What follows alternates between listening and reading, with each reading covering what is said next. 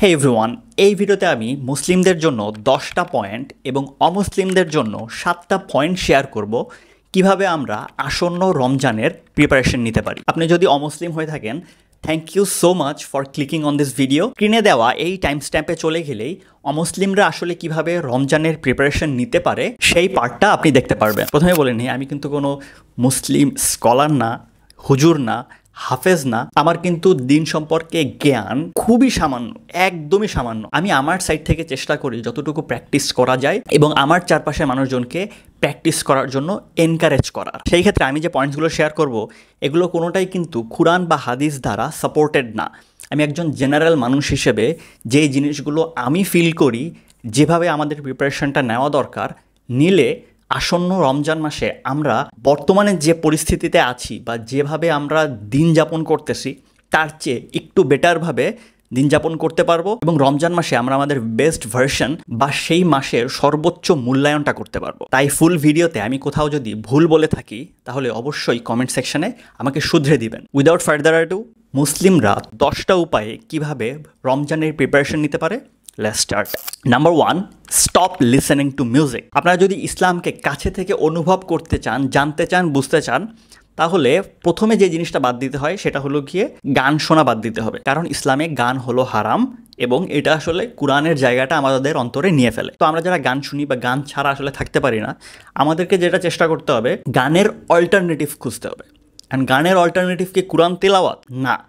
কোরআন তেলাওয়াত শুনলে ঠিক আছে, আপনি শুনতেছেন, কিন্তু আসলে নর্মাল যারা সাধারণ মানুষ আছি আমরা আসলে শোনার মাধ্যমে অর্থটা তো বুঝি না, এবং শোনার মাধ্যমে যদি সওয়াব হইতো তাইলে তো শোনা যেত। কোরআন তেলাওয়াত ইউটিউব থেকে বা অডিও বা হলো গিয়ে গানে দিয়ে যে শুনতে থাকি, এতে কোনো সওয়াব হয় না। এটা যেটা হয় যে আমি কোনো খারাপ কিছু শুনতেছি না, কোরআনটা কানে যাইতেছে, তার মানে আমি ভালো আছি, এর বেশি আর কিছুই হয় না। তো আপনাকে চেষ্টা করতে হবে মিউজিককে রিপ্লেস করতে হবে।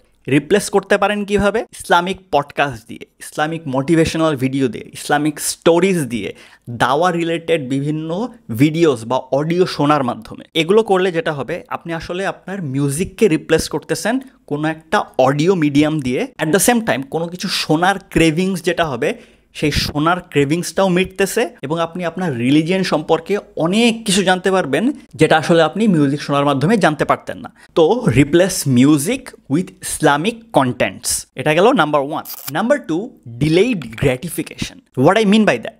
ডিলেইড গ্র্যাটিফিকেশন হলো ইনস্ট্যান্টলি খুশি হওয়া বা আমাদের ব্রেনকে বা ডোপামিন হ্রাস করার জন্য যে কাজগুলো আমরা করি সেগুলোকে করবো না। ফর এক্সাম্পল, আমার এখন মনে হয়েছে আমি কাচ্চি বিরিয়ানি খাবো, মনে হওয়ার সাথে সাথে আমি হলো গিয়া বাইক স্টার্ট দিয়ে চলে গেছি, গিয়ে সুলতান ডাইন্স কাচ্চি ভাই যায়, কাচ্চি খাই চলে আসছি। এটা হলো ইনস্ট্যান্টলি আমার যেটা ফিল হয়েছে সেটাই আমি করছি। এখন আমার মনে হচ্ছে যে আমি ঘুরতে যাব, আমি ঘুরতে চলে গেছি। মনে হচ্ছে যে আমি একটা মুভি দেখবো, মুভি দেখতে বসে গেছি। তো এইগুলো করা যাবে না। আমাদেরকে যেটা করতে হবে, যখন যেটা মনে হচ্ছে টেম্পটেশনটাকে ধরে রাখতে হবে, ধরে রাখার প্র্যাকটিস করতে হবে রমজান আসার পর্যন্ত এবং রমজানের মধ্যেও, যে আমাদের এখনই যেটা মনে হইতেছে সেটা আমরা করব না। কারণ এটা একটা ধৈর্যের মাস এবং আমরা যখন আমাদের টেম্পটেশনকে কন্ট্রোল করতে পারবো, তখন গিয়ে আসলে এই মাসের যে আসল সৌন্দর্য সেটা আমরা অনুভব করতে পারবো। যদি আমরা ডিলেড গ্র্যাটিফিকেশন প্র্যাকটিস করতে পারি, তাহলে যেটা হবে যে আমাদের ইফতারের আগ মুহূর্তে বা সারাদিন যে রোজা রাখবো, খাবার দেখলেই খাইতে মন চাই যেটা, সেটা আমরা কন্ট্রোল করতে পারতেছি। যখন তারাবির সময় হয় তখন আমাদের শরীরটা ক্লান্ত থাকে, ঘুমাইতে মন চায়। ইনস্ট্যান্টলি কী মনে হইতেছে?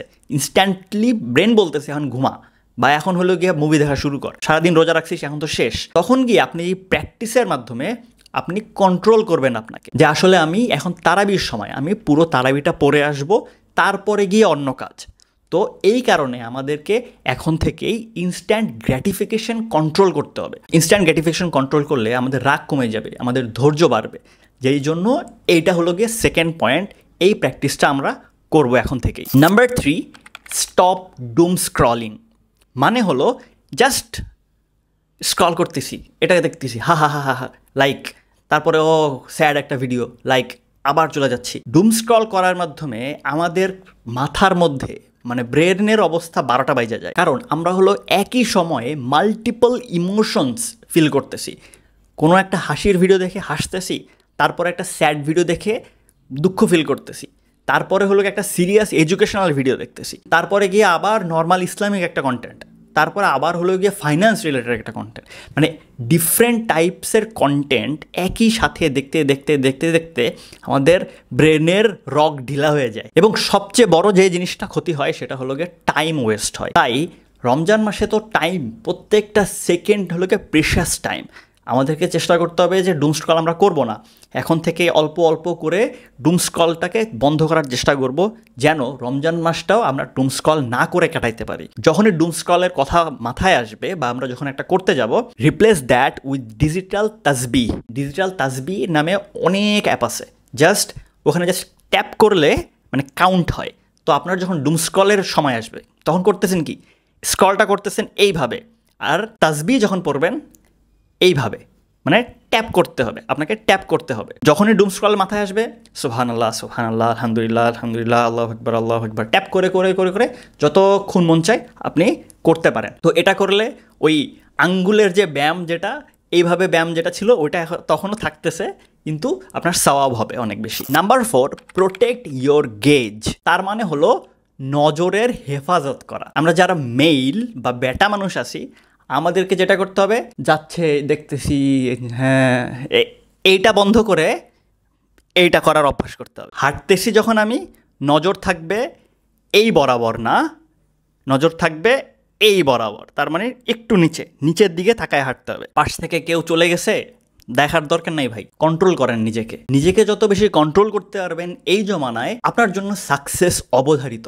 কারণ আমাদের পুরুষদের সবচেয়ে বড় ক্ষতি যেটা করে সেটা হলো গিয়ে এই নজর। কারণ এই নজর দিয়েই শুরু হয়, তারপরে ব্রেনে গিয়ে অন্য জিনিস হয়। তাই ফার্স্টে যদি আপনি নজরের হেফাজত করতে পারেন, পরের যে ধাপগুলো আসে সেগুলো আপনি প্রত্যেকটাকেই আটকে দিতে পারতেছেন। পরের কোন ধাপগুলোর কথা বলতেছি, আপনি যদি পুরুষ মানুষ হয়ে থাকেন অবশ্যই আপনি বুঝতেছেন। একইভাবে আমরা যারা বোনরা আছি তাদেরও চেষ্টা করতে হবে আমার মতো বেটা মানুষকে দেখা যাবে না। Number 5, no more binge watching. তার মানে হলো আপনি অমুক সিরিজের 5 নাম্বার সিজনের 6 নাম্বার এপিসোডে আছেন, ওখানেই থেমে যান। আপনার রমজান মাসটা শেষ হইতে দেন, তারপরে গিয়ে আপনি দেখেন। কিন্তু রমজানের মধ্যে বা তার আগ পর্যন্ত এটা আর কন্টিনিউ করেন না, কারণ এই টেম্পটেশনটা ধরে রাখাটা সবচেয়ে কঠিন। কারণ প্রত্যেকটা সিরিজ, প্রত্যেকটা মুভি, প্রত্যেকটা সিকুয়াল এমনভাবে এন্ডিংটা হয় যেন পরেরটা আমরা হুকড হয়ে যাই। পরের এপিসোডে কি হয়েছে সেটা দেখার জন্য আমাদের অন্তর আনজান করতে থাকে, যে কারণে দিন চলে যায়, রাত চলে যায় সিরিজ শেষ করার পিছনে। তো আমাদের এখন যেটা করতে হবে, আমরা স্টপ করে ফেলবো আজকেই, যে আমরা বিঞ্জ ওয়াচটা বন্ধ করব বা এই সিরিজ দেখাগুলো বন্ধ করে ওই একইভাবে ইসলামিক কন্টেন্ট দেখা শুরু করতে পারি বা দেখতে পারি রিপ্লেস করার জন্য। কিন্তু আমরা যেন সিরিজগুলোকে কন্টিনিউ না করি, কারণ রমজান মাসে যদি এই অভ্যাসটা আপনার থেকে যায়, আপনি সারাদিনে মুভি দেখতেছেন, সিরিজ দেখতেছেন, আপনার হলো দিন পার হয়ে যেতেছে, আপনার চেয়ে ব্যর্থ, গাফেল, অবহেলিত এবং অভাগা আর দুইজন কেউ হবে না। কারণ ভাই বিলিভ মি, রমজান মাসের প্রত্যেকটা সেকেন্ড আপনার জীবনের সবচেয়ে বেশি ইম্পর্ট্যান্ট। অন্য যত জাতি আসছে তাদের মধ্যে এই মোহাম্মদী জাতি শুধু এই একটা কারণে লেভারেজ পাবে, তারা ভাইজা ছিল 200, 300, 400 বছর ইবাদত করতে পারছে। আমরা এই 50 বছর, 25 বছর, 70 বছরের জমানায় এক একটা রমজান মাসে তাদের চেয়ে বেশি ইবাদতের সওয়াব পাইতেছি। সুবহানাল্লাহ। তাই please stop your binge watching for at least 1 month. যেহেতু সিরিজগুলো অলরেডি রিলিজ হয়েছে, এপিসোড ডিলিট হয়ে যাইতেছে না, এপিসোড থাকতেছে। 1 মাস পরে গিয়ে আপনি দেখলেও আপনার রমজান মাসটা অবহেলায় কাটবে না। Number 6, start reading books.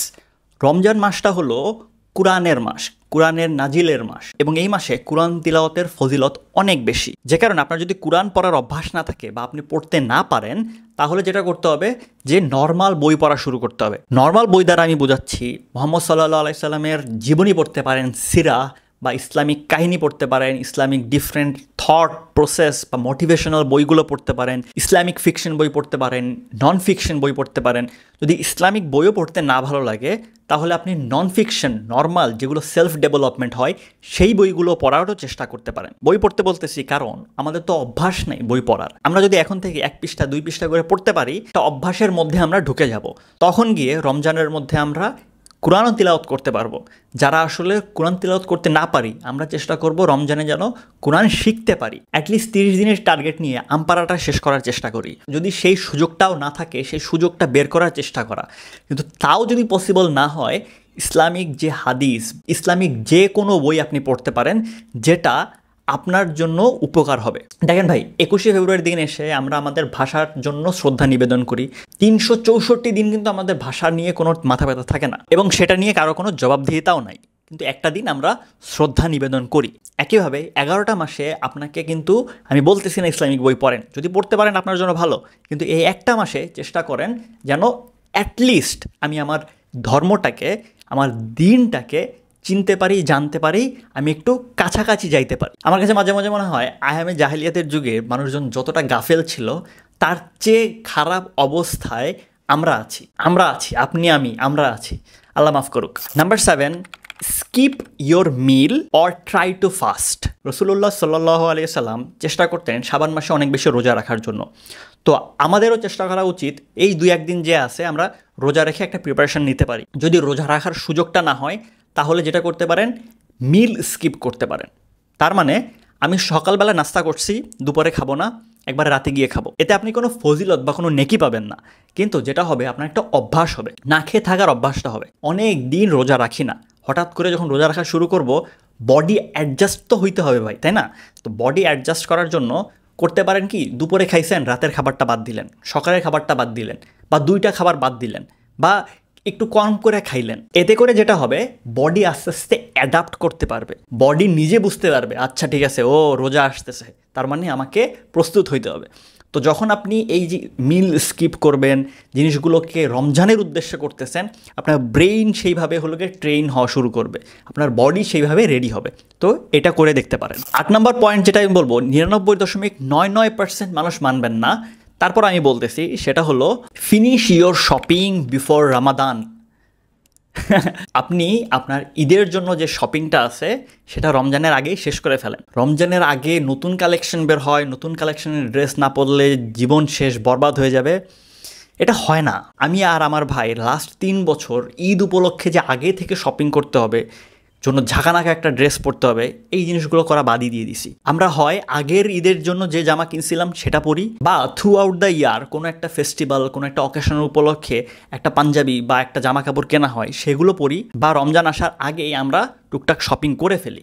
কারণ রমজানে রোজা রেখে এতগুলো মানুষের সাথে ধাক্কাধাক্কি করে শপিং করা, এটা আমাদের দেশ ছাড়া অন্য কোনো দেশে হয় কিনা আমার সন্দেহ আছে। তাই যদি পসিবল হয়, চেষ্টা করেন শপিংটা আগে থেকে সেরে ফেলার। তাহলে রমজান মাসে গরমের মধ্যে রোজা রেখে ঠেলাঠেলি করে ইফতার করার ঝামেলাটা, তারপর ইফতার করে দৌড়ায়া বাসায় আইসা আবার তারাবি ধরার ঝামেলা থেকে আপনারা বেঁচে যাবেন। কেউ যদি না করে থাকেন, এই বছর করে দেখেন, বিলিভ মি, ঈদের আগের যে শপিং করতে হবে সেই জমানা চলে গেছে। ঈদের আগে শপিংটা আপনি আপনার ছোট্ট বাচ্চা কাচ্চার জন্য করে দিতে পারেন। আপনি যদি বয়সে বড় হয়ে থাকেন, অ্যাটলিস্ট 18 বছর থেকে বড়, তাহলে আপনার জন্য ঈদের আগে শপিং করাটা জরুরি না, আপনি আগেই ঈদের শপিংটা করে ফেলতে পারেন, বিলিভ মি, এবং এতে আপনার কোনো ক্ষতি হবে না। And you will not miss any trends. Number 9, no more swearings, no more F words. আমরা যারা এফ ওয়ার্ডের সমার্থক শব্দ ব্যবহার করে বাংলায় সুন্দর সুন্দর বুলি বিতরণ করি, আমাদেরকে এখন থেকে একটু ধৈর্য ধরতে হবে ভাই। আমরা যেন গালাগালি না করি, কাউকে অকথ্য ভাষায় গালাগালি করাটা, এটা আসলে ভালো লাগে না, এটা ভালো দেখায় না, ভালো শুনতে লাগে না। আপনার শুনতে ভালো লাগলেও আর 5 জনের শুনতে ভালো লাগে না। আপনি যদি একটা গালি দিয়ে নিজেকে কুল ভাবেন, believe me, this is not কুল। এবং রমজান মাসে তো এটা আরও না। আমি অনেক দেখছি রমজান মাসে ইফতারের আগ মুহূর্তে বাসের ভিতরে আমার বাবার বয়সী মানুষজন হেল্পারের সাথে গালাগালি করতেছে। যত অকথ্য ভাষায় গালাগালি করা যায়। ইফতারের আগে রোজা রেখে ধৈর্য ধারণ করাটা অনেক কঠিন, আই নো, মাথা বিগড়ে যায়, মেজাজ চিড়চিড়ে হয়ে যায়। তারপরেও ভাই কন্ট্রোল করা শিখতে হবে, কারণ এই মাসটা ইজ অল অ্যাবাউট কন্ট্রোল। তাই আমরা যারা গালাগালি করি, মানুষকে কষ্ট দিয়ে কথা বলি, একটা মাসের জন্য চেষ্টা করি যে আমরা যেন এই কাজগুলো না করি। এবং 1 মাস পরে গিয়ে দেখবেন, যেহেতু 1 মাসে আপনি এগুলো করেন নাই, তার মানে আর বাদবাকি মাসে না করলেও কোনো একটা ক্ষতি হয় না আসলে। Lastly, number 10, help poor and needy people. আমরা এমন একটা দেশে বাস করি যেখানে চারদিকে পুয়ার এবং নিডি মানুষজনে ভরা। আমরা তো অবশ্যই আর 11টা মাসে মানুষজনকে হেল্প তো করি, কিন্তু এই মাসটা একটু বেশি করা, যে সওয়াবটা আপনি পাবেন সেটা তো মাল্টিপ্লাই হবেই, এবং উপরওয়ালা নিজ হাতে আপনাকে সওয়াবটা দিবে। চেষ্টা করেন বেশি থেকে বেশি মানুষজনকে হেল্প করা, খাবার দিয়ে, টাকা দিয়ে, কাপড় চোপড় দিয়ে, যেভাবে আপনি পারেন। একজনকে ইফতার করানোর মাধ্যমে, সেহরি করানোর মাধ্যমে, বা এমনি তার বাসার বাজারঘাট করে দেওয়ার মাধ্যমে আপনি অনেক হেল্প করতে পারেন, এবং সেই হেল্পটা যদি এই রমজান মাসে হয়ে থাকে তাহলে তার কথাই নেই। আচ্ছা, এই ছিল 10টা পয়েন্ট। ধৈর্য ধরে এই 10টা পয়েন্ট শোনার জন্য অনেক বেশি ধন্যবাদ আপনাকে। আর অনেক বেশি ধন্যবাদ যদি আপনি চিন্তা করে থাকেন এই 10টার মধ্যে যে কোনো একটা বা দুইটা আপনি অ্যাপ্লাই করবেন, বা অ্যাপ্লাই করা অলরেডি শুরু করে দিয়েছেন। যদি শুরু করে দিয়ে থাকেন প্লিজ কমেন্টে জানাবেন কোন পয়েন্টটা আপনি অ্যাড করতে চান এই 10টার পরেও, 11, 12, 13 নাম্বার, সেটাও কমেন্টে জানাতে পারেন। আর আমি যদি কোনো কিছু ভুল বলে থাকি প্লিজ কারেক্ট মি। এখন চলে যাচ্ছি এই আসন্ন রমজান মাসের জন্য আমরা যারা অমুসলিমরা আছি তারা আসলে কিভাবে প্রিপারেশনটা নিতে পারি। আমি মেইন পয়েন্টসে চলে যাওয়ার আগে আপনাকে এত বড় একটা থ্যাংক ইউ, কারণ আপনি কনসিয়াসলি ডিসিশন নিয়ে আপনি এই ভিডিওটা দেখতেছেন এবং আপনি আপনার ফেলো মুসলিম ফ্রেন্ডসদেরকে হেল্প করতে চান। It means a lot. Thank you so much. তো আপনি যেভাবে প্রিপারেশন নিতে পারেন বা রমজানের মধ্যেও জিনিসগুলোকে কীভাবে অ্যাপ্লাই করতে পারেন, তার মধ্যে ফার্স্ট পয়েন্টটা হলো support your fellow Muslim friends. যারা আসলে রোজা রাখতেছে তাদেরকে মেন্টালি, ফাইন্যান্সিয়ালি বা একটা এনভায়রনমেন্ট তৈরি করে দেওয়ার মাধ্যমে আপনি আসলে তাকে সাপোর্ট করতে পারেন। কারণ 11টা মাসের চাইতে এই মাসটা একটু ডিফারেন্ট। কারণ এই মাসে আপনি যখন আপনার ফেলো মুসলিম ফ্রেন্ডটাকে সাপোর্ট করবেন তখন সে আপনার কাছে বাকি 11টা মাসের জন্য কৃতজ্ঞ থাকবে। Number 2, don't listen to music in front of your Muslim friends. আপনি কানে লাগায় শুনতে পারেন, প্লিজ লাউড স্পিকারে দিয়ে শুনেন না। আপনার ফ্রেন্ডের সামনে এসে গান নিয়ে ডিসকাস করারও দরকার না, আপনি নিজে অবশ্যই গান শুনতে পারেন। কিন্তু এই ভিডিওতে যেভাবে কনসিয়াসলি ক্লিক করছেন ঠিক একইভাবে আপনার ফ্রেন্ডকেও কনসিয়াসলি বলেন, কিরে ভাই রমজান মাসে গান শুনোস কেন, তুই না রোজা, বা তুই গান শুনিস না।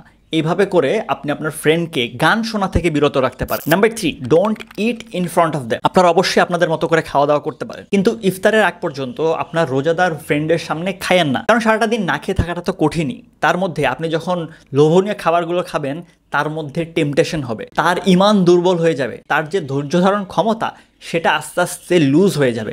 তার মনে হবে যে খাই কি, রোজা রাখতেছি, আচ্ছা খাইতে ইচ্ছা করতেছে, আচ্ছা খায় ফেলি। তার মধ্যে যে সেলফ রেজিস্ট্যান্স সেটা কমে যাবে। তাই আপনি খেলে একটু আড়ালে খান, বা আপনি ওপেনলি খাইলেও আপনার ফ্রেন্ডকে বলেন যে তুমি এখান থেকে চলে যাও, তোমার এখানে বসা লাগবে না, কারণ আমি খাইতেছি, তুমি রোজা আসো, তুমি এখান থেকে যাও, টাটা। Number 4, encourage your friend to stay positive and spread kindness. এই কথাটা তো আপনার ধর্মেও বলা আছে, and I know you also practice it. কিন্তু আপনার ফ্রেন্ড রমজান মাসে যদি এই প্র্যাকটিসটা না করে, তাকে মনে করায় দেওয়া যে উল্টাপাল্টা কথা বলতেছে, ভাই রমজান মাস রোজা রাখছো তো তুমি, উল্টাপাল্টা কেন কথা বলতেছো? আপনার ফ্রেন্ডের পকেটে টাকা আছে, আপনি জানেন পাশে হলো গিয়ে একজন পথচারী আছে বা একজন নিডি মানুষ আছে, আপনি আমার ফ্রেন্ডকে মনে করাই দেন, কিরে রোজার মাস তুই দান করস না কেন, দান করলে তো তুই সওয়াব পাবি, এটা মিস করতেছিস কেন? তারপর আপনার ফ্রেন্ড যখন কোথাও ঝামেলায় জড়াইতে যাবে, কারোর সাথে গালাগালি করতেছে, ফাইট করতে যাইতেছে, তখন আপনি মনে করাই দিবেন, কিরে রমজান মাস তো ভাই, একটু ধৈর্য ধর, এত মাথা গরম হইলে হইব নাকি? Number 5, encourage them for Salah and fast. আপনি আপনার ফ্রেন্ডকে প্রত্যেক দিন জিজ্ঞেস করবেন,